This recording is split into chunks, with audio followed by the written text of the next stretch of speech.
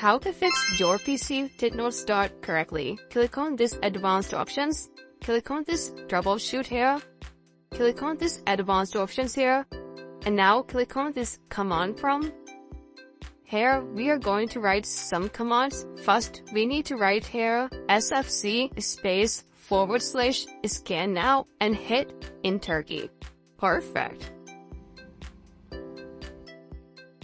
Okay, here you go. Now we are going to write here chkdsk space / space and the letter of drive where your Windows is installed. In my case, my Windows installed in C drive, so I'm going to write C:, hit enter key.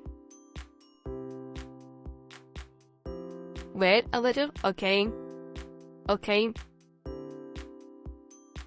Okay, that's it. Now, close it from here. Now, just click on this continue button and your problem will be fixed.